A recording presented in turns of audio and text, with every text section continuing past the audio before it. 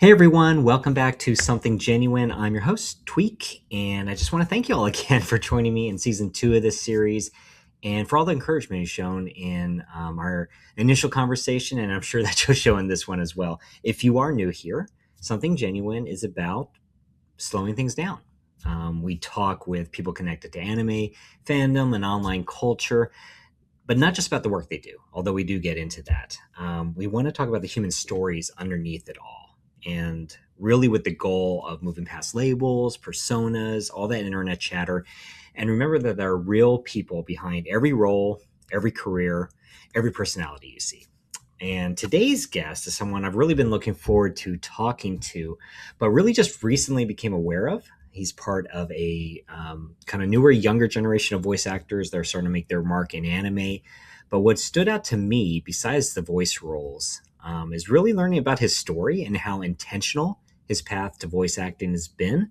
And so we will get into that. But first, I should introduce him, right? So you may know today's guest from the new Hiromu Arakawa anime series, Daemons of the Shadow Realm, and from his role in Kaiju Number 8, among many other roles that he has voiced and helped direct.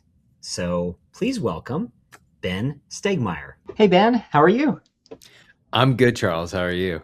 Yeah, no, I'm doing great. I'm so glad that you're with me today. I'm excited to have you join us. I know you had a busy morning as of this Yeah. recording. I did a lot of screaming this morning, yeah, which is why my voice sounds so nice. Yeah. Uh, Well, yeah. you got that professional voice. We can't tell. It Yes, sounds thank good. you, thank you. Um, Yeah, I mean, I'm so glad you're joining me today. And, there's the voice acting industry is really grown up and it's blowing up. And there's so many anime that are streaming nowadays. And Mhm, so many people have found their way into becoming voice actors.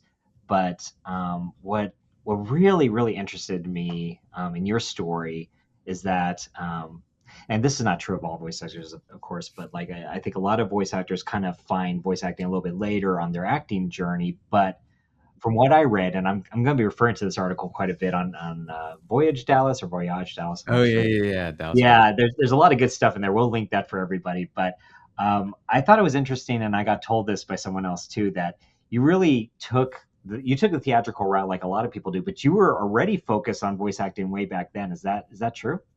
Yeah, yeah, I mean, to kinda give the long and short of it, because I feel like Yeah. I've told it so many I'm times, sorry. now. No, that's okay, that's okay. The long and short of it is when I was little, I was in, like, 7th or 6th grade, I went to a con, I met Eric Vale, who plays my favorite character in Dragon Ball Trunks, and he said, "If you want to get into voiceover, then you get into theater, and you take in your acting classes in school, you do community theater, you do professional theater, yada, yada, yada." And I really took that to heart. I immediately signed up for theater in school, and I fell in love with it. And when I was in high school, I actually fell in love with it so much that I didn't have time to like watch anime. I didn't have time to do anything. I was like, ah, I was like, I'm theater now. I'm a theatrical. I've grown up. And then I fell madly in love with it. I went to college for it. And then, kind of freshman year of college, I watched My Hero Academia, fell in love with anime again. And that's when I realized I was like, oh, yeah, right. Voice acting. That's what I wanted to do. And so, yeah, I mean, I have been professionally performing at the biggest theaters in Dallas since I was 18 years old. That's Second Thought Theater, Shakespeare Dallas, Theater 3, and then a couple of the Fort Worth ones. And it took me a while to get into voiceover. There was a good 5 years where I really wanted to, and as I said, I was performing regularly here in town. But I didn't meet the right people, and I didn't kind of speak up about it because I was really nervous, you know. But I mean, that's really funny that you mentioned that because I think, yeah, we think of actors as being extroverts and out there, and like, yes, like you guys are courageous and brave on stage, but it's still hard to make those connections and tell people, hey, can you help me like get break into a role or something? yeah, yeah. I mean, that is. a huge misconception about us as performers, and I think that it is getting a little bit more. People are understanding it a little bit more, but especially for me, like I hate after a show going out and being like, "Hey, everybody! Hey, I just want to go home," right? Because that's my social tab is like done. But it's also in the theatrical world and in the voiceover world. I was very nervous because I was working with people who I've looked up to since I was very little, right? So, I would, especially like the first time I would go into like Mike McFarlane's booth to be directed by him, I was terrified, and that just comes with nerves. And I really do think a lot of people didn't know how much I loved anime just because I didn't talk about it for a very long time. So, yeah. No, that's by the way, Mike McFarlane. I've done so many interviews over the years, and his name, of course, just Mhm. comes up over and over and over again. I did get a chance to meet him at a convention once and do an interview with him, and he was just, I mean, he's just so impressive, and everyone has so many great things to mention about him. So I love Yeah. adding another person to that list in my brain of all the work he's Yeah. doing. But but rewinding back a little bit, have you since you met Eric originally, have you met Eric since then? Have you told him that Yes, I have how told him pivotal he is for actually. your career? Yes, I have. I mean, I've met him a couple of times, but I didn't tell him. The only time I told him, we were recording the final season of Fire Force, as I was, an assistant director on, and I recorded his second to last or last session, I don't remember. Um, and I don't know why, I was like, I might never have a chance, so I'll tell him.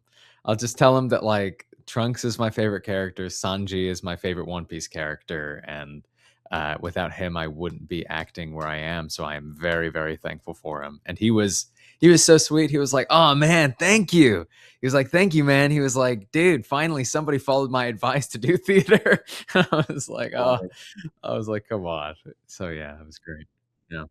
Again, referring back to that same article we've been talking about, you credit a couple of other amazing people that I know are amazing because I know them, which are Caitlin Glass and Sean Gann.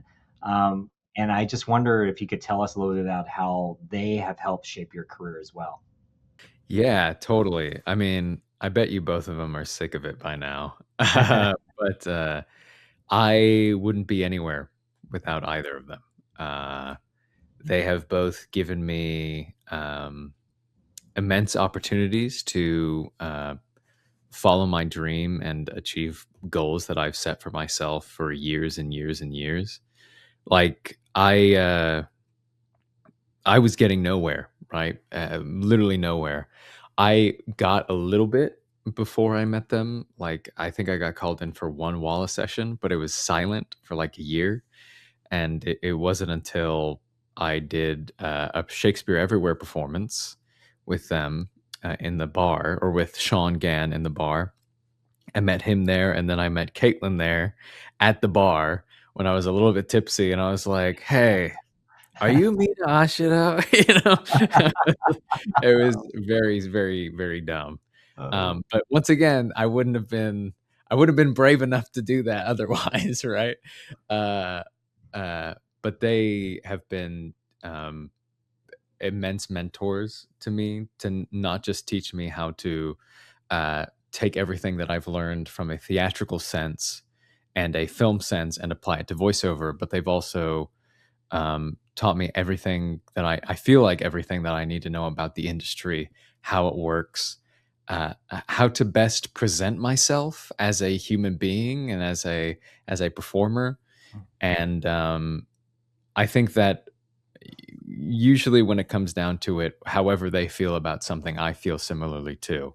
So they're just artists that I look up to immensely and I have the utmost respect for, and I will consistently talk about as some of our very, very best actors and acting wise and directing wise. So yeah, super awesome when you have people that are so good at what they do and also good at teaching, that are yeah, nurturers and want to help people grow. Because a lot of times, of course, if you have talent or immense skill, you're keeping that to yourself. You're helping yourself advance, and it's just wonderful to see people like that giving back to the community, and not just giving back, but like a part of their life missions. You can see it with how many people are connected to them, and all the various things they're doing. No, I love hearing that. You mentioned Fire Force, and that you were doing assistant director work on it, and when I was doing my research, I saw so many assistant directing credits on your resume. um, Right. and so, but I wonder what appeals to you about that side of the camera, as it were, the directing side.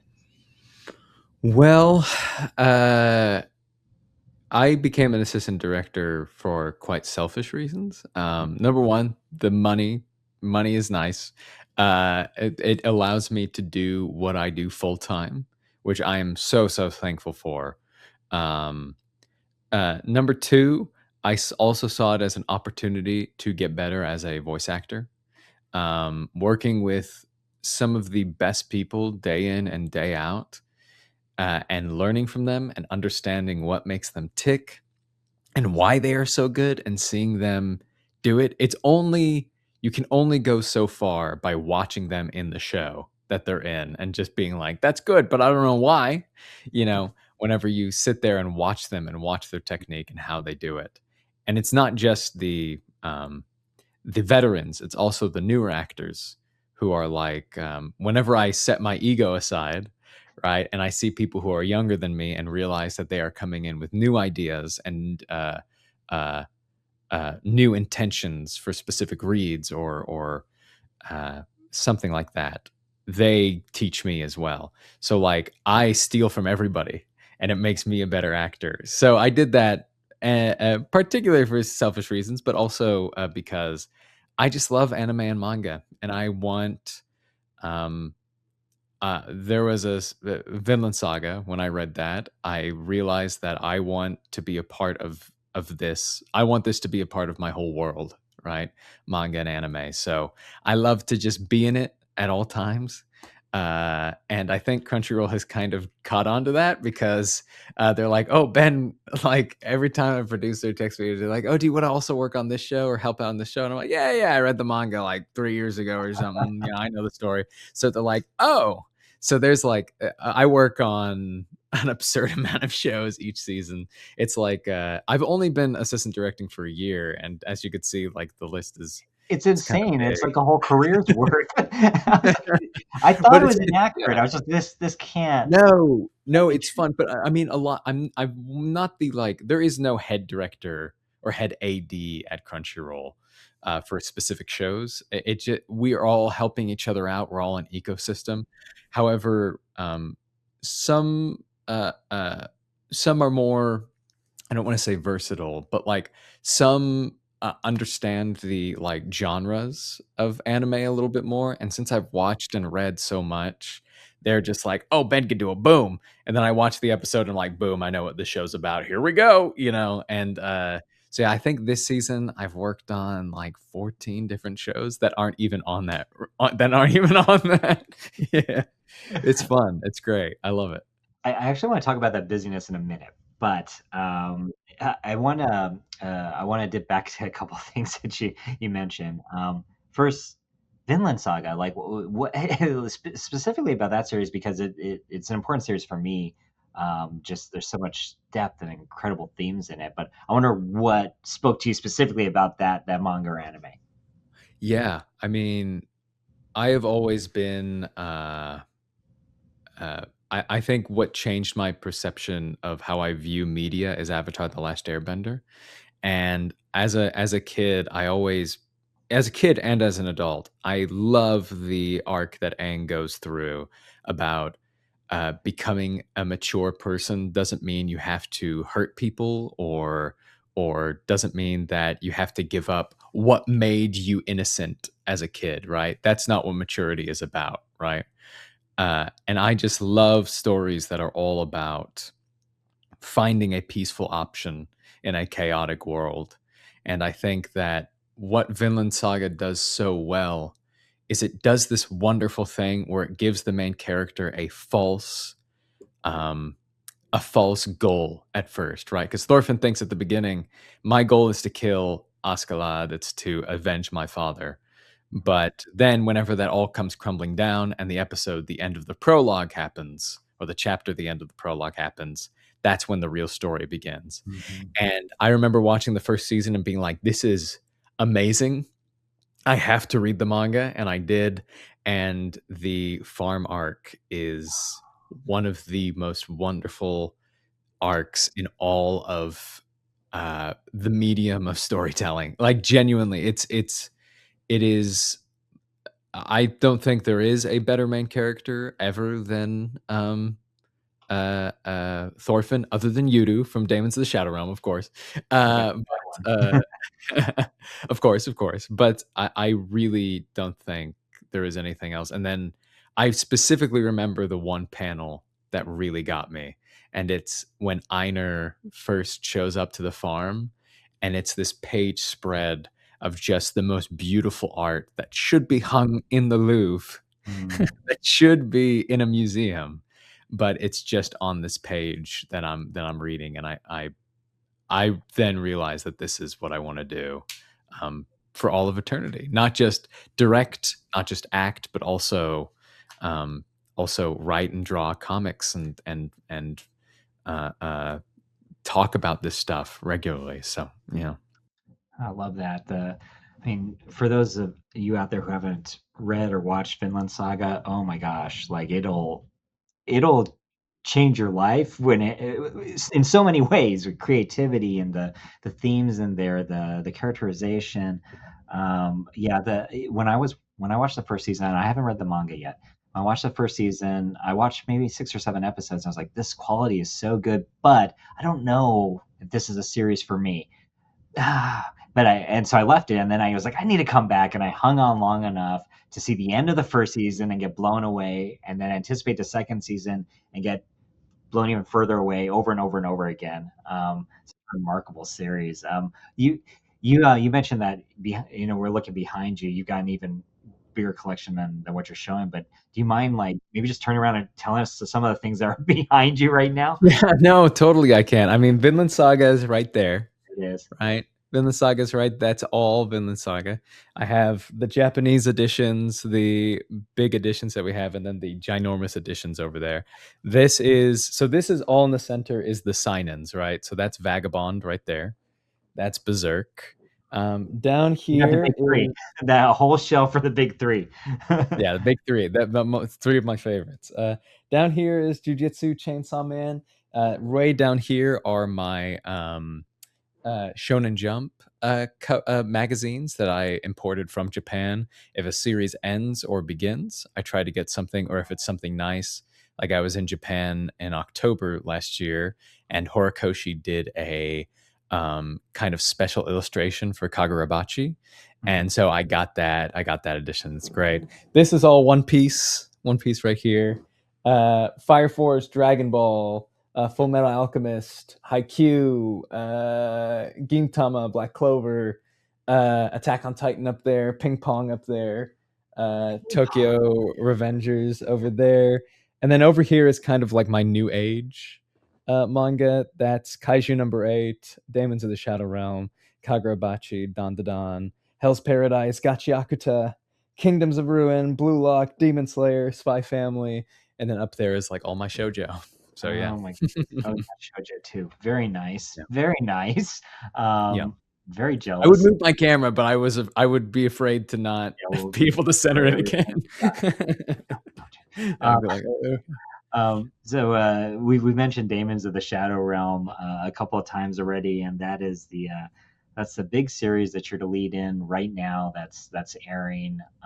Can you for those of us out here who are maybe not as familiar or haven't started watching it yet, it's just starting to air this season. Can you tell us a little bit about it and about your character? Yeah, totally. I mean, I can't give you too much about the plot because a lot of the plot is That a first episode is insane, by the way.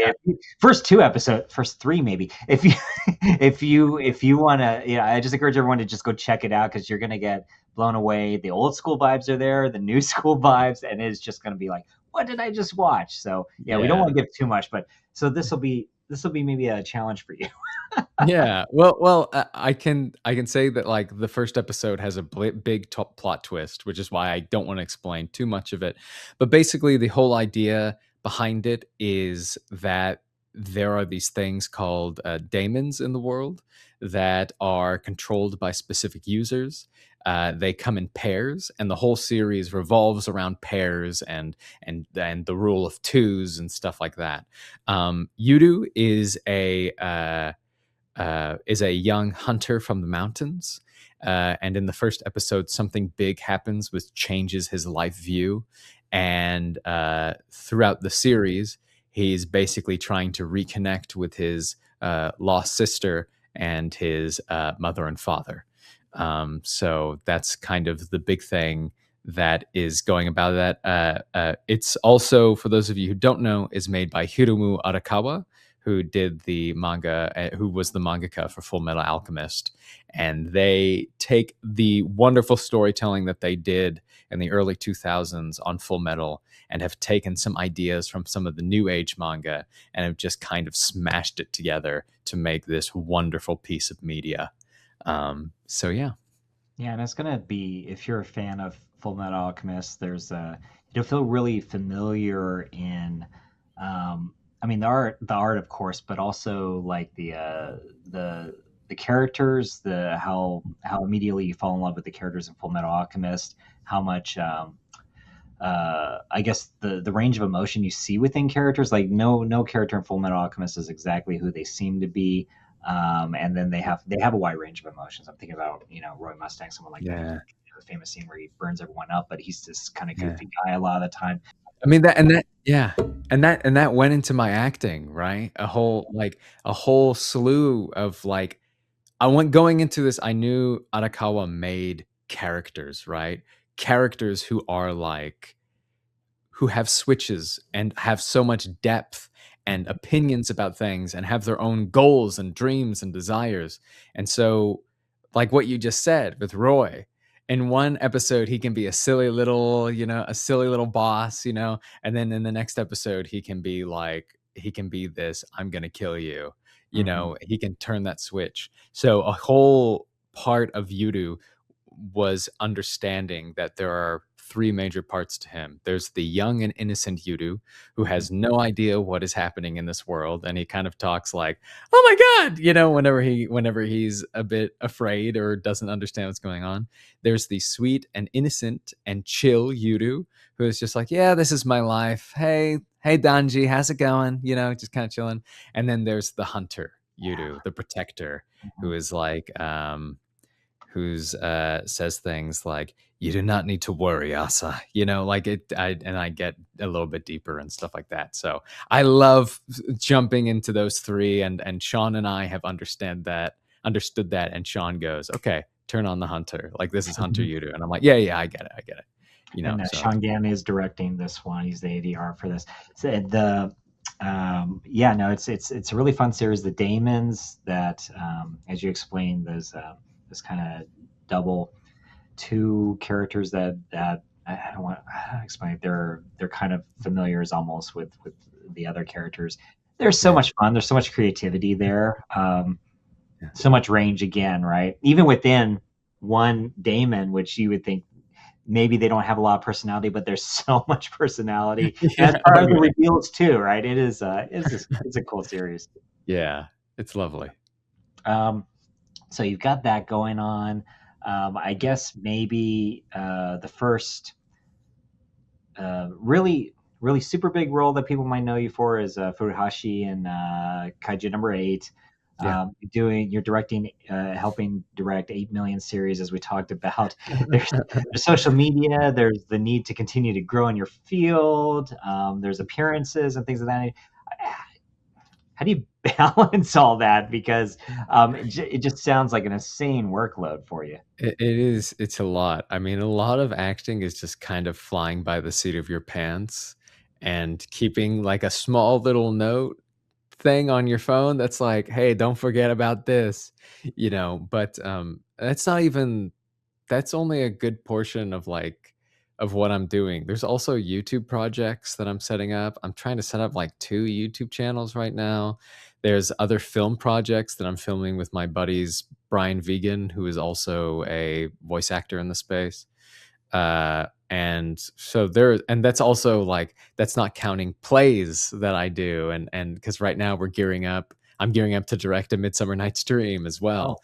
So it is, I mean, it's a lot. However, I think that I think that I'm happy whenever I'm overworked, and like like my partner always tells me that she's like, "You look bored and sad," and she's like, "And those two are synonymous." And I'm like, "Yep." I'm like, "That's I want to work always."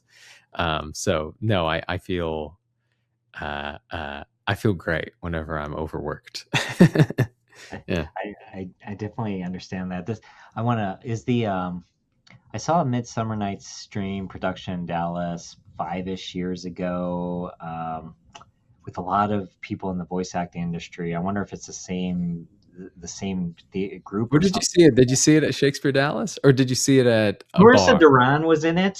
Ah, She Marissa Duran was in it. There you go. Yeah, Yeah, and yeah, yeah, and yeah. everyone was there. Mike McFarlane was in the audience watching it, Yeah, man. Emmy Lowe was in the audience watching it. Caitlin was in it too, Caitlin was in that one, and yeah. Shawn was in it as well.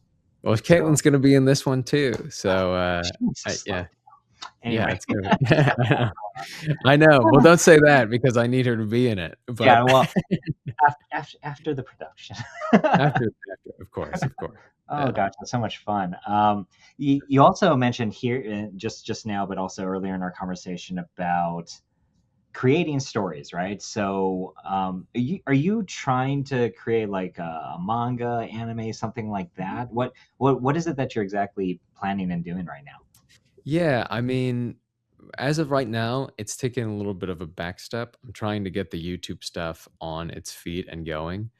The main thing that I'm trying to do is create my own comics, my own manga, and get it published in Japan so that it does have a chance of becoming anime, and so that I don't want to say it, but so that nerds can't be like, well, actually, it's not manga, and I'll be like, well, Right. actually, it's published in Japan, so yes, it It is. is manga. It is. But my main goal and something that I'm very passionate about, and hopefully the frame of what I'm doing on trying to do on YouTube, what I'm trying to do on the voiceover side, hopefully it'll all come together and just help me out. I'm trying to make the American Shonen Jump. That's Hmm. my goal, is to make a company here that props up American artists, American storytellers, uh, and allows us to make manga in a way that is safe and that is not harmful. Because you hear that all the time about mangakas having health issues and having health problems. And I wanted to do something that was like, okay, we'll get a team together and work on stories. So the idea is that I make the company, I start producing my own stories, then I start bringing on other artists and storytellers, and then they start doing their own thing so that we have this big kind of media that is similar to manga and anime and storytelling. So, that's my goal, and my goal is to have a studio here and then a studio in Japan so that we can get our stuff published over there. Yeah. You got a lot on your plate. Yeah, you think? Well, this is like so far out. This is like a It's a pipe long dream. term It's a project, right? long-term project, but I mean, I once again, I hope that in the future I can um that my voiceover endeavors and my YouTube endeavors can help me, or whatever endeavors that I choose will help me out in that. Because it is going to be a long project and it's going to be a lot of work. But there is, I just want to continuously, like I said, work on this stuff. I don't ever want to get complacent, and any money that I get, I just want to work and put it towards awesome Mhm. storytelling. So yeah. Storytelling. The so are you? So we know that obviously you're an actor, you're a director. Do you also do writing and since we're talking about manga, do you draw as well? Yeah, I draw and I write. My art isn't up to the standard where I want to be. I would like to also take art classes, which I think would help me immensely. But yeah, I've written a couple of things. I've written on a couple of indie films. I've written on, obviously my own comics and stuff like that. I've written sketches. Um, so yeah, I do all of it. There's, the what you're talking about, I think, is what a lot of fans of anime and other animation and comics would like to do, which is to create and be in voice acting. And oh my gosh, I mean, in 20 years, I've heard so many people say that they're starting their own manga. They're trying to make their own manga, and some people have. They succeeded. It's really cool to see stuff come to fruition. But Yeah. I think there are sometimes a couple of things lacking, and I wonder if you could maybe give us some advice. Which is one, is there uh, like the advice that Eric Vale gave you when you were young, are there certain things people should be doing if they want to get into these industries you're talking about, whether it is voice acting or this this possible publishing kind of industry? And secondly, you're a highly motivated individual. So, are there personal practices that someone might adopt or think about to try to get themselves into gear? Because this is a thing too, where it's like, oh, I want to do this, I want to do this, I can't get it done, and you feel like a failure, Yeah. and then nothing gets done, right? So, are there specific things that we can do, and also personal practices? Yeah, I mean, for the publishing thing, I am where you guys are at. So I'm nowhere, right? Which is such an exciting and fun place to be, and and to be like, oh, maybe this is a possibility, and this will be super fun to look back on if it doesn't work out, and even if it doesn't, I can look back and be like, wow, what a silly, stupid idea that was, which is also fun to laugh at. But the thing that I think people will, and it's such an easy thing to say, but it's hard to do. And the advice that I would say is just do it. Like a lot of people think that, oh, to become successful, to become dedicated at my work, I need to be very organized and understand like when it is time to do stuff, when it's time to do things. No, right? The thing is that I've set myself things to do every day, and I continuously do it every day. The things that I have is read a book for 20 minutes out loud to help me with my cold reading, because that's a big part of our voice acting experience. It's watch a single anime that you think is good. Uh, uh, and that's mainly in dub so that you can watch, kind of absorb it, understand what's going on. And then the other thing is to do vocal warm ups at the beginning of the day and at the end of the day, and then finish that out there. But there are so many opportunities where I'm just like, oh, cool. Like, I'm just going to do that right now. Boom, manga open, blah, blah, blah, blah, blah, blah, read, read, read, like, so I think my advice is just do it, and don't, have set idea, um, of what you want to do when you want to do it. But if you're also like, I just feel like I'm so stressed and I don't have any time, don't think about how stressed you are. Because you could be doing it right now, right?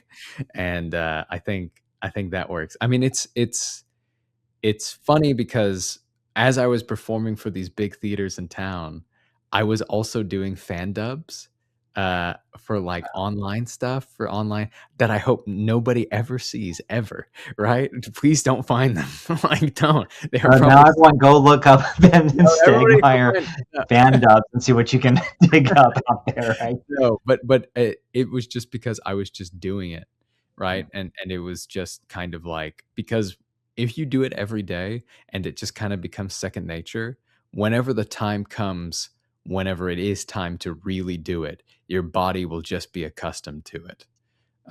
So yeah, That's that's my advice. fantastic.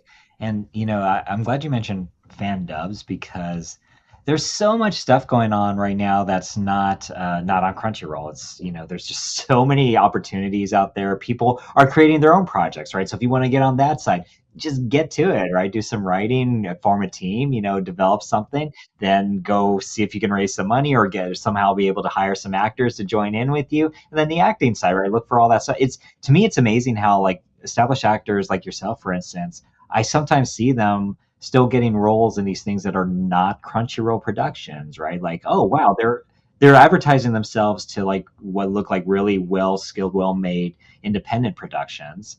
And Yeah. it's the same thing, I guess, like as an established film actor doing independent movies, right? They want to keep forming themselves and being part of like all sorts of different things. So the opportunities seem to be out there, or you can make them. Yeah, yeah, totally. Yeah. The Our time's almost at an end, but I want to ask you maybe a fun question just to kind of end this. And you're the right person for this with so much love for anime and manga in your background.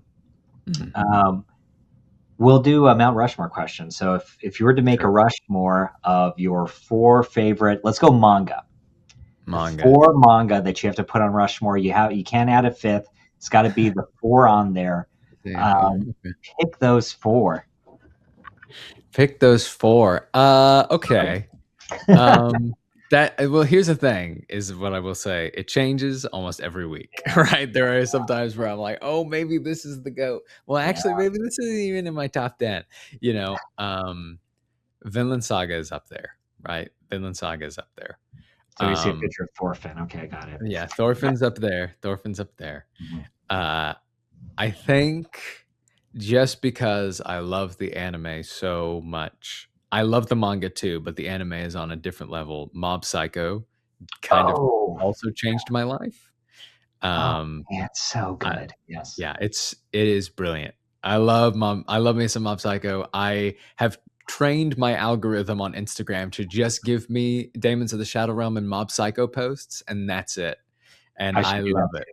Oh my Yeah, gosh. it's Yeah, no. wonderful. Anytime you see anything Mob Psycho, just hit like or comment and be like, "This is great," and then you'll get all of it, right? Mhm. It's wonderful. Uh, I think, I think if we're going manga, I think Vagabond is probably up there. Oh. So I'm in the Um, middle of Vagabond right now because we're getting that. I think it's Viz Media. I don't want to mess with our partners, but they're releasing those big hardcover, yeah, like full it's volume Viz. Yeah, things. yeah, yeah, Okay. Oh my gosh, it is just. I'm blown away by it. Like similarly to Vagabond, the artwork is just wow. There it yeah. is. Oh gosh, It's yeah. gorgeous. The Yeah, we next got it. volume is Look at that. is excellent. Yeah, so the next volume Yeah, is coming out, I think, next month or a month after. But I'm like, I don't want to spend this much money on hardcover, but it is beautiful because when you're collecting those, it is like collecting art. It's not just it's an incredible yeah. story and it's incredible art. Oh, what a brilliant series! Yeah, it's wonderful. I also think it has the greatest manga arc of all time. I don't know if you've gotten there, but it's the second Yoshioka school arc, I don't aka think so. Miyamoto Musashi versus the 97 Swordsman. I know I And haven't. Oh, dude, oh my gosh, I remember, I will distinctly remember that day. I was at my girlfriend's house, who I live with now, and I was like, okay, good night. I was like, I'm just gonna read this volume real quick. I stayed up till 3 a.m. oh, with the light on, like, and she wakes up and she's like, "What are you doing?" And I was like, "I can't put it down." I was like, "This is wonderful." I was like, "This is the greatest arc I've ever read." And it's wonderful. okay. It's really great. Well, Yeah. something to look forward to. Okay, cool stuff. All right, so that's um, three. You've got Mob Psycho, Vagabond, and yeah. Vinland Saga. So, what takes the last slot on your Mount? Yeah, it would be easy for me to give it to Daemons, just because Daemons has had such a recent impact on me, and but I won't. I won't. But I don't, dude. I don't know. There's part of me that wants to give it to Haikyuu. There's a Oh, part of me, because that opened the world to me of what anime and manga could be. I was like, volleyball, how dumb. How mm, could you make that a good mm, series? And then mm. it became, it's And then probably it's like, one of the oh, greatest the anime of volleyball all time. kids. It's wonderful. I half a part of me wants to give it to My Hero because it brought me back in, to the anime sphere and universe. Parts of me wants to give it to Hell's Paradise because it's just Oh, such a good dang cool, story. cool series. Um, there a part of me that wants to give it to like Fragrant Flower or one of the shoujos that I love just to have some shoujo stuff, or Sweat and Soap, which still hasn't gotten an anime, which is That's absurd. weird. It's a popular series too. It is so good. It is so good. However, I think it will always be down to two. It's always down to Berserk and One Piece. And today, I'm feeling One Piece. Why not? It's our modern day Odyssey. Why not? I think Luffy could fit up there perfectly. Yeah. Well, that's great because that'll of course make this go viral. Anything One Piece Yes, is. of course. Anything One Piece will go viral. But I think it's probably too much to go Vagabond, Vinland Saga, and Berserk all at Oh yeah. occupying spots. But I you mean, could just switch around. yeah, I didn't even mention Full Metal or Frieren or any of that stuff, so it's Oh like man, there's those all top 10, stuff. isn't So it a yeah. great time? It's just a great time to be a manga and anime fan. There's so much good stuff coming out now. There's re-editions coming out. There's we can collect the stuff from the past where so much stuff is accessible. We have reboots. It's just a It's beautiful all time. over the place. This is what I will always say is that people, especially people in my industry, whenever they're disheartened, they don't get a role or don't get something that they wanted, or let's say if people in the fandom, your favorite anime ends. I will always say that like the best manga and anime, the one that pertains to you, is just around the corner. It's being made right now in somebody's brilliant mind. So don't get discouraged because anime and manga, we are in the golden age and it will last forever. And there's no reason to be sad. So, yeah. That's the exact way we should end this conversation. I love Exactly. it. Thank you so much, Ben Stegmair, for Thank joining me you. today. Thank you to everyone out there for joining us. If you want to follow Ben, please follow him. I'm going to get these usernames right. You can always hit the links below us, but B Stegmair VO on Twitter and Stegstagram, so steg.stagram on Instagram. I read that wrong first. I was like, what is a stegosaurus? And I was like, oh, I like that. That's clever. Yeah. Stegstagram on Instagram. Just look up Ben Stegmair. You'll definitely find him. He's very active on social media. And somehow, despite working so many different jobs, so don't burn out there. Good luck. And what's the Shakespeare thing going on this summer? We're doing Midsummer Night's Dream at Wild Detectives, August, the first 2 weekends of August. So if you love like anime voiceover, you should go watch it. Molly Cersei, Aaron Campbell, Taja Munoz, Seth McGill, Caitlin Glass, Marcus Dimmick, Shawn Gann. They're all gonna be Celeste Perez. They're all gonna be in it. So yeah, it's gonna be Mauricio Ortiz Segura. They're all Brandon Loera. They're all going to be in it. So come watch it. It's going to be a who's who of amazing anime voice actors. So and yeah, and a Shakespeare. And Midsummer Night's Dream is my favorite Shakespeare play. So go it's check that wonderful. out. Go Yeah. follow Ben. And thank you everyone for joining us. And I hope you'll follow along, hit subscribe, and join us next time. Thank you everyone out there. Take care. We'll see you later. Hope you guys enjoyed that. I really enjoyed meeting and talking to Ben. Gosh, he's got so many things going on. Really a highly motivated guy, and I think motivational too, right? I think he's got it. I mean, I think he's got it down, and there's a model there for all of us who love to create, but maybe stuck inside our own minds or stuck in busyness. He talked about the stress and just kind of not thinking about it, just kind of moving forward. That's a hard thing to do, but I think that mentality helps, where you just kind of take the pressure off, just kind of move forward. That was excellent advice. To just go out there and get it, just continue to do stuff. He has big, huge dreams, and then he's doing the little things that he needs to do to get a foot in the door and continue to grow. And he talked about that like 5 year period. Like if you look at his resume or his IMDb thing, and you look at it and you see this gap, right? And that's really difficult if you're an actor to go that long with getting very few roles or none at all. But he made his way, and I think that's something that we can look at and be like, yeah, I'm in a dry spell too, but it'll get better. And then finally, I love the idea that we are in this incredible time of anime and manga, and it's just going to continue on. So enjoy it, be a part of it, and follow Ben and follow us too. So thank you all for joining us. We will see you next time. God bless. Take care.